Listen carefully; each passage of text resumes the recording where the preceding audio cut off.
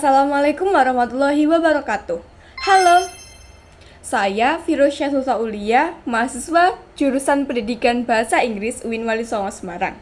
Hari ini saya ingin menceritakan tentang salah satu tokoh terbesar di sejarah Islam, yakni Abu Hamid Al-Ghazali. Siapa sih Abu Hamid Al-Ghazali?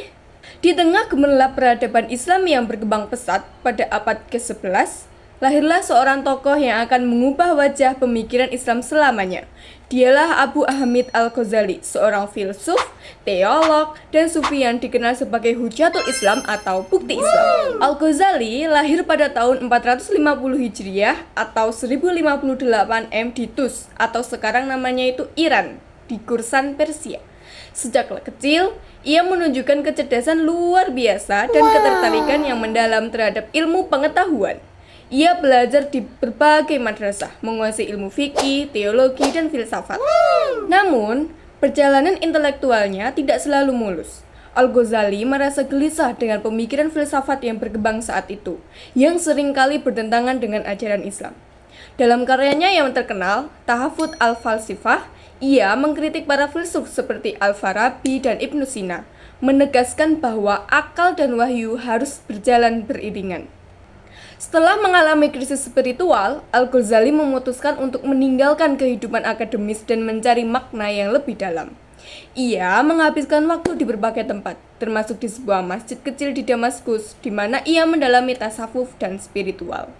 Pengalaman ini membawanya kembali ke dunia akademis dengan perspektif baru. Ia menulis karya monumental, Ihya Ulum al-Din, yang berarti menghidupkan ilmu-ilmu agama. Dalam buku ini, Al-Ghazali mengintegritaskan ilmu agama dan tasawuf, memberikan panduan praktis bagi umat Islam untuk menjalani kehidupan yang seimbang antara dunia dan akhirat. Ihya Ulum al-Din terdiri dari 4 bagian utama, yaitu ibadah, kebiasaan, akhlak, dan ilmu.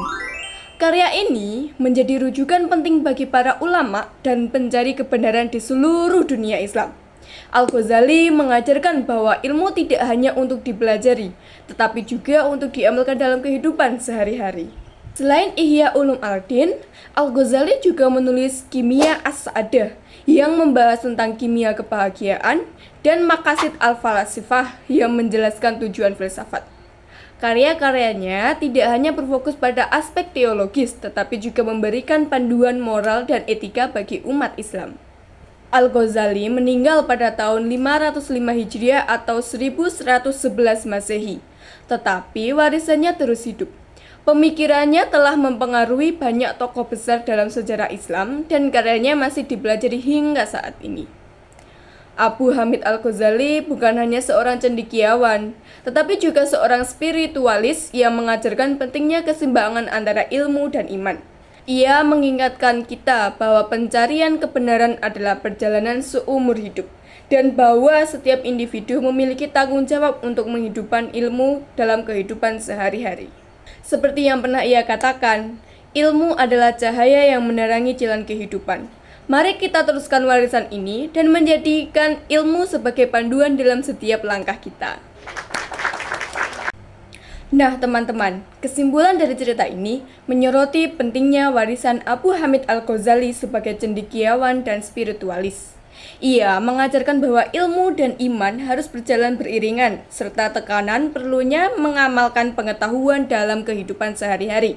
Dengan karyanya yang monumental, Al-Ghazali menginspirasi kita untuk menjadikan ilmu sebagai cahaya yang menghasilkan jalan hidup kita. Mari kita teruskan warisan ini dan menjadikan pencarian kebenaran sebagai perjalanan hidup. Mungkin itu saja yang bisa saya sampaikan. Selebihnya jika ada yang kurang mohon dikoreksi. Wassalamualaikum warahmatullahi wabarakatuh. Bye-bye.